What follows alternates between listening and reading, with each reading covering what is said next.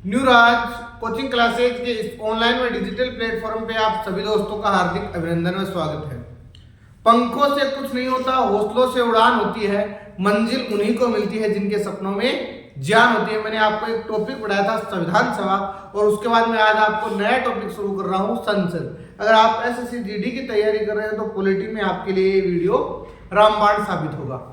शुरू करते हैं हम संसद को। और अब मैं तो आपको संसद पढ़ाऊंगा, पुराने वाले संसद पढ़ाऊंगा, नवीन संसद उसके बाद में एक वीडियो नया उसका अपलोड करूंगा।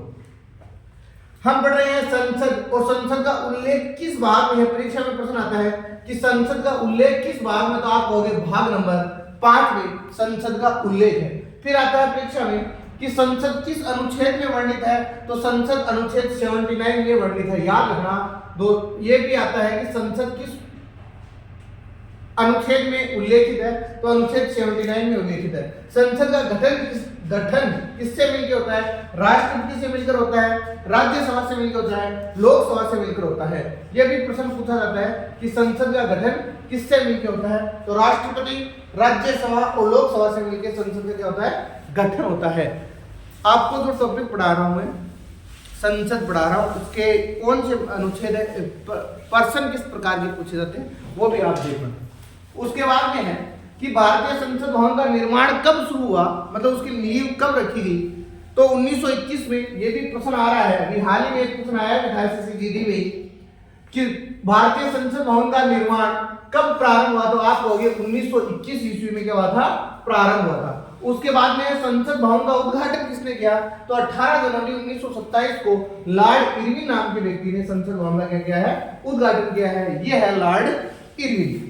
आगे क्या है कि भारतीय संसद भवन के वास्तुकार किसको माना जाता है, यह भी परीक्षा में आ रहा है कि भारतीय संसद भवन के वास्तुकार कौन है, तो एडविन लुटियस और हर्बर्ट बेकर नाम के व्यक्ति भारतीय संसद भवन के क्या है? वास्तुकार है।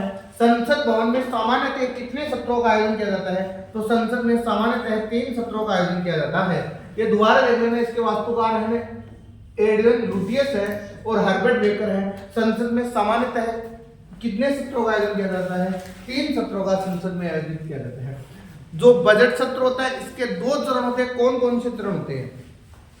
सामान्यतः फरवरी से मई के मध्य सबसे लंबे समय तक चलने वाला यह सत्र 2 चरणों में प्रारंभ होता है। 2 चरण होते हैं, इसलिए इस सत्र को सैंडविच सत्र के नाम से जाना जाता है। ये परीक्षा में आया कि किस सत्र को सैंडविच सत्र कहते हैं। ये एसएससी जीडी, मतलब जो मैं आपको बता रहा हूँ एसएससी जीडी में आए हुए प्रश्न बता रहा हूँ। तो किस सत्र के नाम से जाना जाता है? सैंडविच सत्र के नाम से जाना जाता है।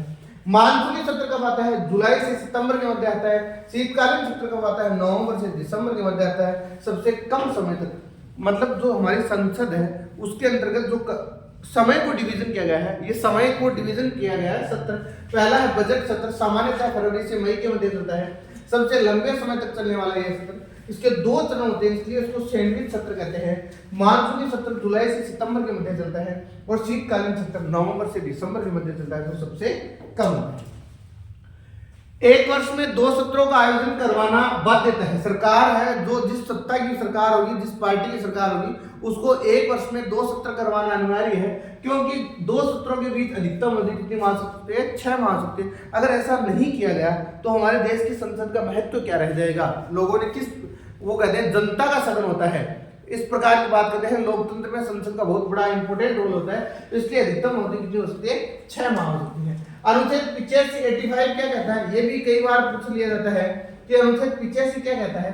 संसद के सत्रों को आहूत व सत्रावसान राष्ट्रपति के द्वारा प्रधानमंत्री की सिफारिश पे किया जाता है। संसद को अनुच्छेद 85 के तहत विघटित भी कर सकता है। ये पावर किसके पास होता है? राष्ट्रपति के पास होता है। आगे क्या है?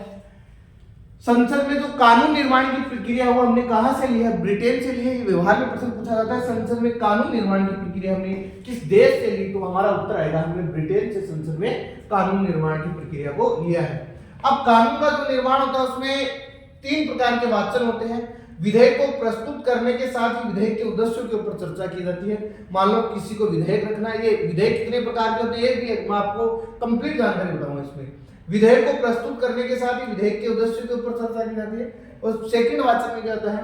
विधेयक समिति को सौंप दिया जाता है और समिति विधेयक के ऊपर जांच या समीक्षा करती है।